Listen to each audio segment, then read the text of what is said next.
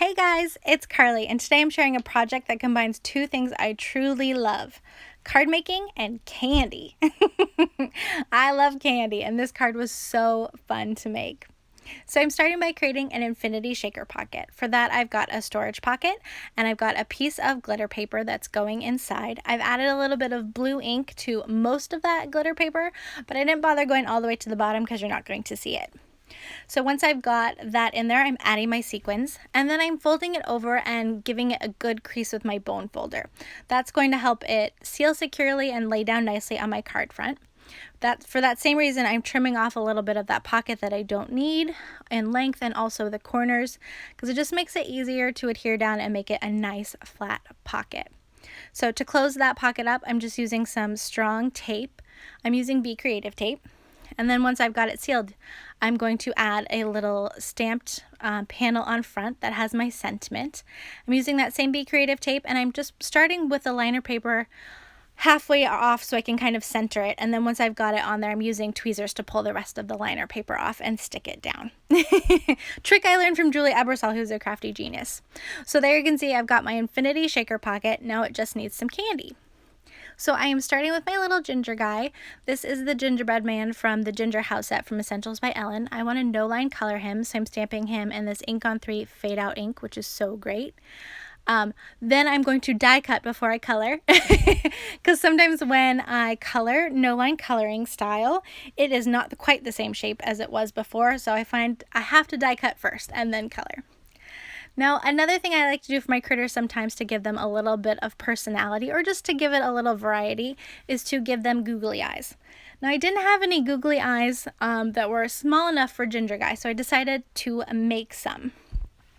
So I'm using a little piece of nonstick craft sheet that I'm temporarily sticking to an acrylic block, and then I'm going to use some white and black Nuvo drops to make eyes.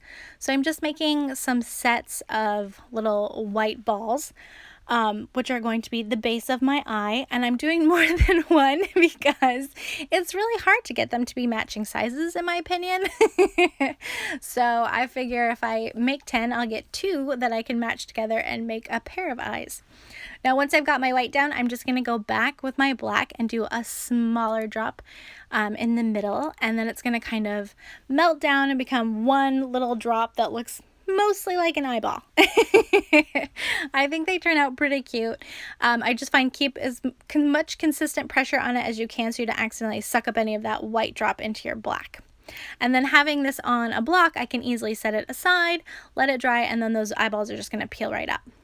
Now for my candy, I have die cut the 2 circles and the gumdrop from a scrap of watercolored cardstock. I've also die cut 2 of each from just plain white cardstock, and I'm using a glue pen to layer them up just to give them a little bit of dimension and a little bit of weight so that they kind of stay on nicely on the card, and also to just like everything to have a little bit of dimension. Now once I've got them all layered, I'm putting them on an acrylic block with some low tack tape, and I'm going to add some glossy accents. So those big circles are going to be my lollipops, and those little circles are going to be wrapped candy, which we will come back to in a second. And then for my gumdrop, I wanted them to look a little bit more like gumdrops, and also I really wanted to test out this glitter. This is the Eco Sparkles glitter from Wow. It's biodegradable. So I'm just putting a little bit of glossy accents on the side, and then I'm dipping it into the glitter, and then I'm going to put it down onto my block and add more glossy accents to cover the whole thing.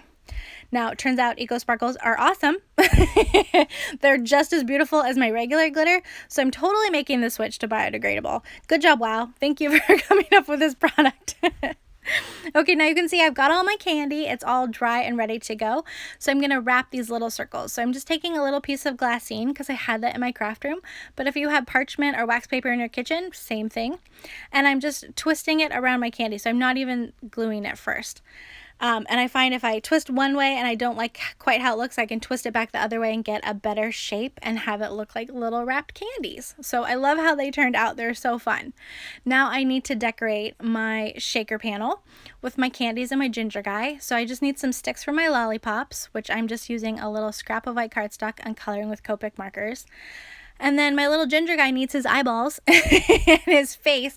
They weren't quite dry yet when I was filming, but once they were dry, I just peeled those eyeballs up off of that nonstick sheet and used some liquid glue to stick them to my little ginger guy's face. And then I just drew on his smile and added some silly little gumball accessories to his middle. Then everything just went onto my shaker panel with some heavy duty tape, and there you go. I love how this card turned out. It feels like Candyland. I feel like I could change out the sentiment and make it a birthday card or just sweet friend card, so I just really like it. Thank you so much for watching. You can see more on my blog about this card, and I hope you're having a great day.